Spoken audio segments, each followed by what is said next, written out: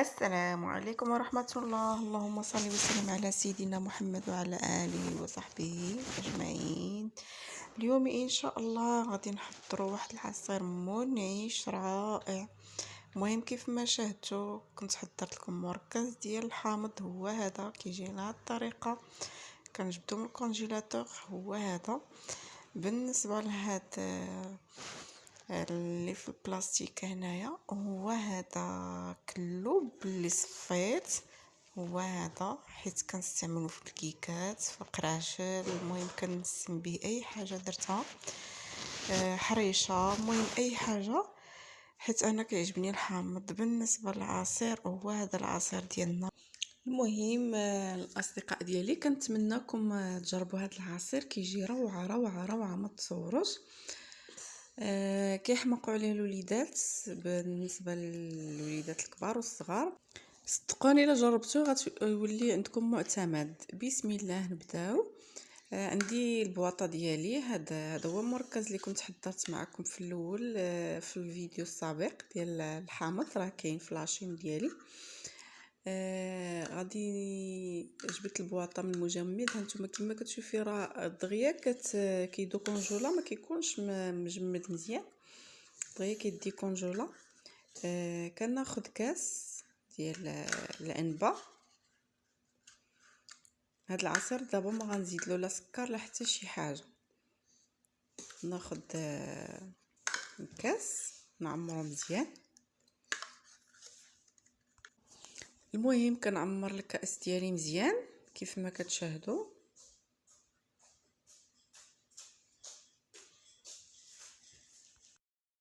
المهم كنعمروا الكاس ديالنا مزيان ديال مركز الحامض. كنصحكم بالتجربه ديال هاد العصير البنات. المهم انا عمرت الكاس ديالي مزيان.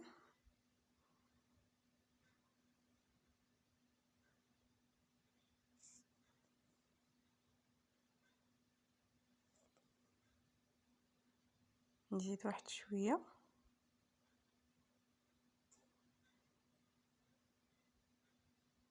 هو هذا الكويس ديالي انا عمرته.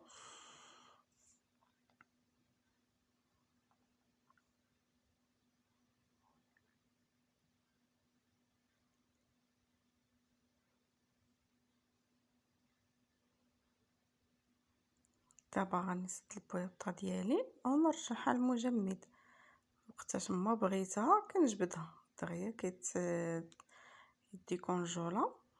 بالنسبه للمقادير راهم ساهلين ديال هذا العصير.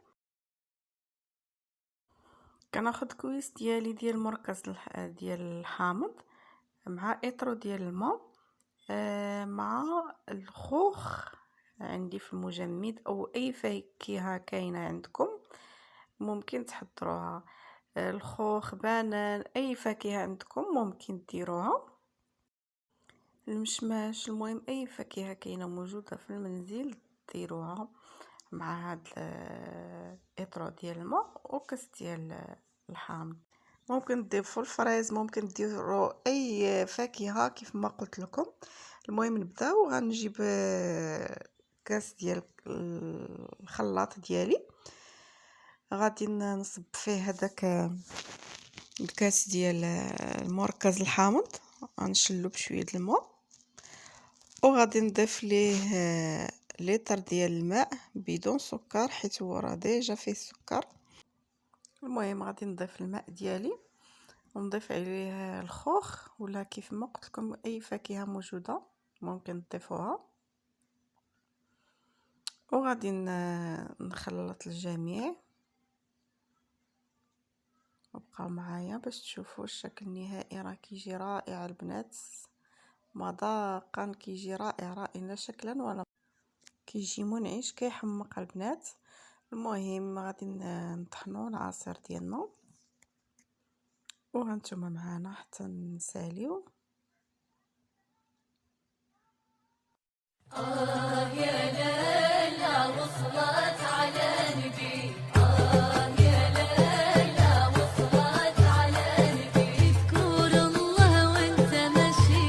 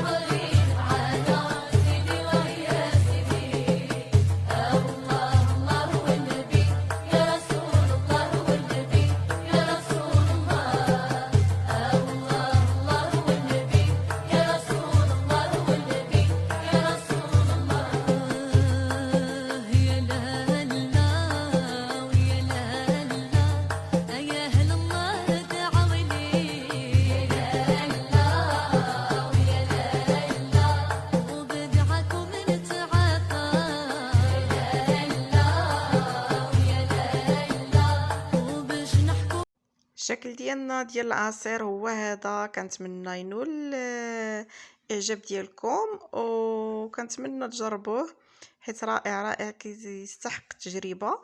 وكيف ما العاده ما تنسونيش بالبارطاج ولي جيم والتعاليق ديالكم زوينه اللي كتدعمني. شكرا لكم بزاف، وبصحه والراحه. الى فيديو قادم ان شاء الله.